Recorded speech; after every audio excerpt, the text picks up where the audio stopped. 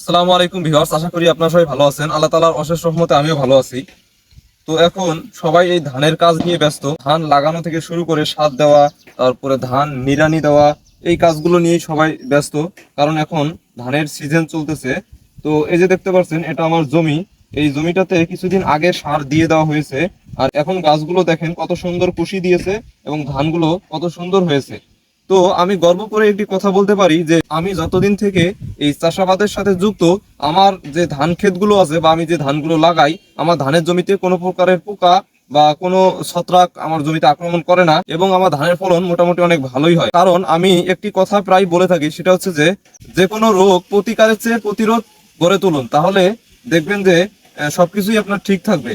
তো আমার জমিতে যাতে রোগ না লাগে তার আগেই কিন্তু আমি ব্যবস্থা গ্রহণ করি এবং আমার জমিতে নিয়মিত আমি ওষুধ স্প্রে দেই, তারপরে সার প্রয়োগ করি, বিভিন্ন ছত্রাকনাশক কীটনাশক আমি ব্যবহার করে থাকি, বিভিন্ন পিজিআর ব্যবহার করে থাকি।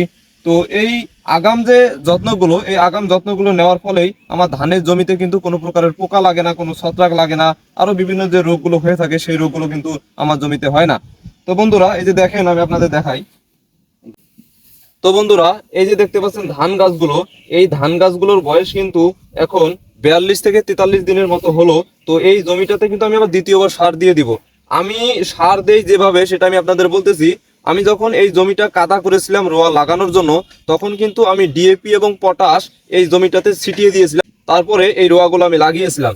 রোয়া লাগানোর এক সপ্তাহ পরে আমি আমার জমিতে যে আগাছানাশক, আমাদের গ্রামে বলা হয় ঘাস মারা ঔষধ, সেই ঔষধটা কিন্তু আমি আমার জমিতে সুন্দরভাবে ইউরিয়া সারের সাথে ছিটিয়ে দিয়েছিলাম। আমি কিন্তু তরল জাতীয় যে আগাছানাশক ঔষধ বাজারে পাওয়া যায়, সেই ওষুধগুলো কিন্তু আমি দিয়ে থাকি। আমি কিন্তু কোনো পাউডার বা দানাদার ওষুধ আমার জমিতে আমি ব্যবহার করি না, কারণ এগুলোতে একটু ঝুঁকি থাকে, রোয়া অনেক সময় বসে যায়। এবং যখন আমার এই ধান লাগানোর 21 দিন বয়স হলো, তখন কিন্তু আমি আমার জমিতে প্রথম ইউরিয়া সার প্রয়োগ করেছিলাম। ইউরিয়া সার প্রয়োগ করার ফলে দেখেন আমার জমির ধানগুলো অনেক সুন্দর হয়ে গেছে। আর ইউরিয়ার সাথে কিন্তু অবশ্যই মাটির যে অনুখাদ্যগুলো আছে সেগুলো আপনাকে দিতে হবে। আমি কিন্তু আমার এই জমিতে ইউরিয়া সারের সাথে প্রতি 32 শতক জমির জন্য 1 কেজি দিয়েছিলাম zinc sulphate monohydrate, half KG দিয়েছিলাম বোরন সার এবং 1 কেজি দিয়েছিলাম সালফার, দিয়ে সুন্দরভাবে ইউরিয়ার সাথে মিক্সার করে আমি আমার জমিতে ছিটিয়ে দিয়েছিলাম। দেওয়ার ফলে দেখেন এই যে ধানগুলো দেখেন কত সুন্দর কুশি দিয়েছে। হ্যাঁ, সবগুলো ধানের গাছ দেখেন এক সমান সুন্দর দেখা যাচ্ছে। যখনই আপনারা জমিতে জিঙ্ক সালফার এবং বোরন সার দিবেন, তখন দেখবেন যে আপনাদের ধানের যে গাছগুলো, এগুলো দেখতে অনেক সুন্দর হয়ে যাচ্ছে। তারপরে প্রত্যেকটা গাছের সাইজ একরকম থাকবে, ধানের কুশি হবে। তারপরে যখন ধানটা আপনার থোর হবে, কাস্তর হবে, বা যখন গাছের মধ্যে ধান চলে আসবে, ধান যখন পাকবে, তখন দেখবেন যে আপনার ধানের ফলন অনেক বৃদ্ধি পাবে। এটা কিন্তু এই অবস্থায় বোঝা যাবে না। যখন আপনি ধানটা কেটে বাসায় নিয়ে যাবেন এবং ধানটা গাছ থেকে আলাদা করে নেবেন, তখনই কিন্তু আপনারা বুঝবেন যে ধানের ফলন কিরকম হয়েছে। এখন 42 দিন পার হয়ে গেল, এখন দ্বিতীয়বারের মতো আমি আমার জমিতে সার দেব।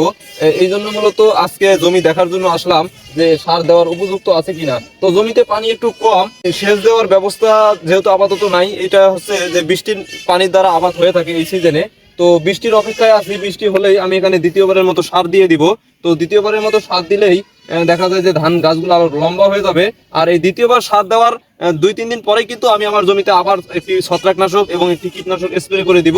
তাতেই মাশাআল্লাহ আমার ধানের ফলন অনেক ভালো হয় এবং আমার ধানের চারাগুলো সুস্থ থাকে, ধান ভালো হয়, ধানের মধ্যে কোনো রোগ থাকে না। তো বন্ধুরা, আপনারাও এইভাবেই ধানের জমিতে ওষুধ স্প্রে করবেন বা সার দিবেন, তাহলে কিন্তু আপনাদের জমির ফলন অনেক ভালো হবে এবং আপনি অনেক লাভবান হবেন আর্থিকভাবে। তো বন্ধুরা, আশা করছি ভিডিওটি আপনাদের কাছে অনেক ভালো লাগবে।